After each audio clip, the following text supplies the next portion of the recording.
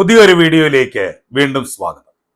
ജീവിതത്തിൽ എന്തെങ്കിലും വലിയ കാര്യങ്ങൾ ചെയ്യണമെന്ന് നിങ്ങൾക്ക് ആഗ്രഹമുണ്ട്. പക്ഷേ എന്താണെന്ന് മാത്രം അറിയില്ല.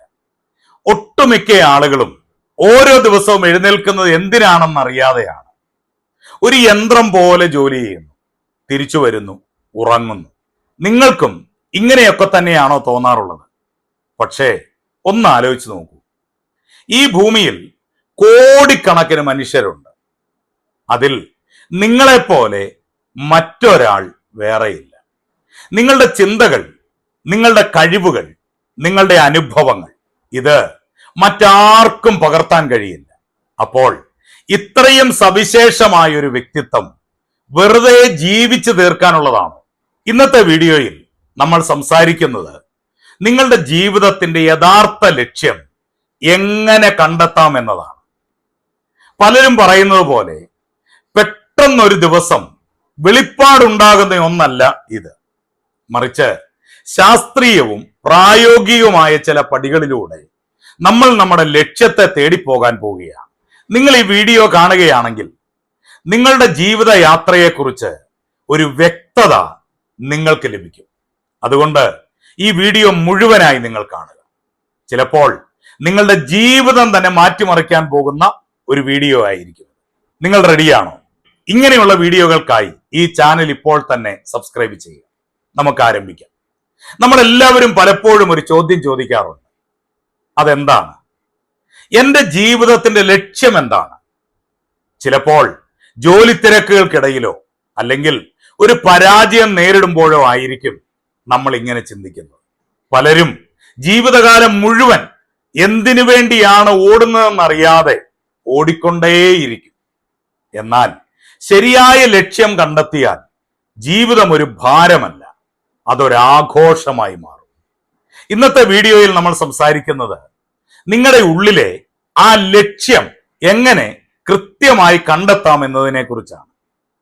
നിങ്ങൾ ഈ വീഡിയോ കാണുകയാണെങ്കിൽ നിങ്ങളുടെ ജീവിതയാത്രയിൽ വലിയൊരു മാറ്റത്തിന് അത് തുടക്കമിടും എന്ന് ഞാൻ ഉറപ്പ് നൽകുന്നു. നമുക്ക് ആരംഭിക്കാം. ആദ്യമായി നമ്മൾ ചിന്തിക്കേണ്ടത് നമ്മുടെ ഏറ്റവും ഇഷ്ടപ്പെട്ട കാര്യങ്ങളെ കുറിച്ചാണ്. പലരും ജോലിയെ വെറും വരുമാന മാർഗം മാത്രമായിട്ടാണ് കാണുന്നത്. പക്ഷേ ജീവിത ലക്ഷ്യം എന്ന് പറഞ്ഞാൽ നിങ്ങൾക്ക് പണം ലഭിച്ചില്ലെങ്കിലും വളരെ സന്തോഷത്തോടെ ചെയ്യുന്ന ഒരു കാര്യമാണ്. ഒന്ന് ആലോചിച്ച് നോക്കൂ. കുഞ്ഞായിരുന്നപ്പോൾ നിങ്ങൾ എന്ത് ചെയ്യുമ്പോഴാണ് സമയം പോയതറിയാതെ ഇരുന്നത്? ഒരു പേപ്പറും പേനയും എടുത്ത് ഇന്ന് നിങ്ങൾ ചെയ്യേണ്ടത് ഇതാണ്. നിങ്ങൾക്ക് ഇഷ്ടപ്പെട്ട 10 കാര്യങ്ങൾ എഴുതുക. അതെഴുതുമ്പോൾ പണത്തെക്കുറിച്ചോ മറ്റുള്ളവർ എന്തു വിചാരിക്കും എന്നതിനെക്കുറിച്ചോ നിങ്ങൾ ചിന്തിക്കരുത്. സത്യസന്ധമായി എഴുതുക. എന്നിട്ട് അതിൽ നിന്ന് ഏറ്റവും കൂടുതൽ സന്തോഷം നൽകുന്ന 3 എണ്ണം തിരഞ്ഞെടുക്കുക.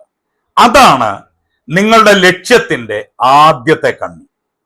ഇഷ്ടം മാത്രം പോരല്ലോ, അത് നന്നായി ചെയ്യാൻ കഴിയണം. ഇവിടെയാണ് നിങ്ങളുടെ കഴിവുകൾ അല്ലെങ്കിൽ സ്കിൽസ് വരുന്നത്.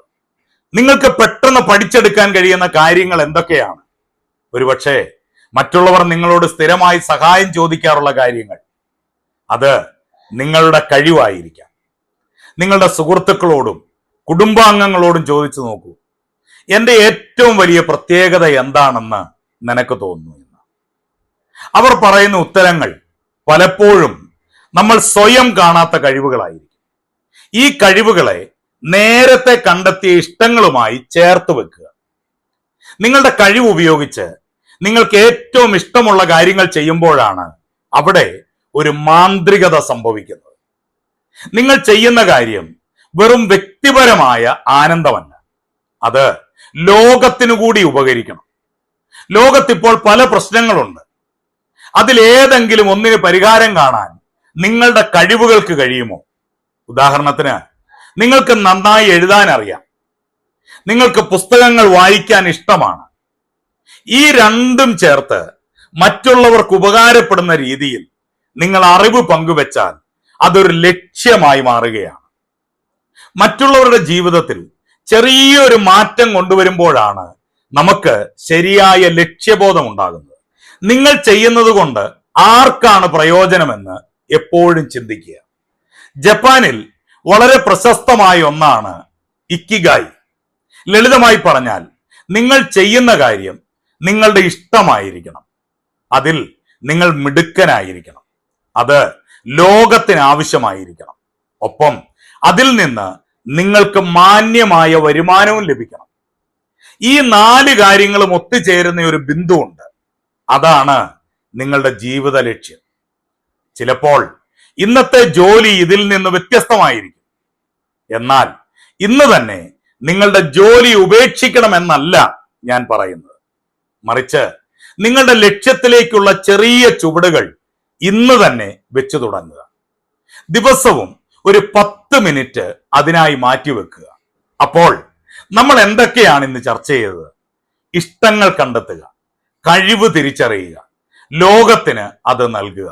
എന്നിട്ട് ഈ 4 കാര്യങ്ങളെയും ഇക്കിഗായി എന്ന ആശയത്തിൽ യോജിപ്പിക്കുക. ഇതെല്ലാം കേൾക്കാൻ എളുപ്പമാണെങ്കിലും ഇത് നടപ്പിലാക്കാൻ ക്ഷമ അത്യാവശ്യമാണ്.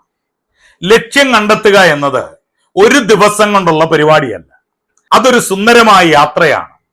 ഈ വീഡിയോ കണ്ടു കഴിയുമ്പോൾ നിങ്ങളുടെ മനസ്സിൽ ആദ്യം തോന്നിയ ചിന്ത എന്താണ്? അത് താഴെ കമന്റ് ബോക്സിൽ ഒന്ന് കുറിക്കുമല്ലോ. ഒപ്പം ഈ വീഡിയോ നിങ്ങൾക്ക് ഇഷ്ടപ്പെട്ടെങ്കിൽ സമാനമായി ചിന്തിക്കുന്ന ഒരു സുഹൃത്തിനു കൂടെ ഈ വീഡിയോ ഷെയർ ചെയ്ത് കൊടുക്കുക. ഈ ചാനൽ ഇതുവരെ സബ്സ്ക്രൈബ് ചെയ്തിട്ടില്ലെങ്കിൽ ഇപ്പോൾ തന്നെ സബ്സ്ക്രൈബ് ചെയ്യുക. അടുത്ത വീഡിയോയിൽ വീണ്ടും നമുക്ക് കാണാം.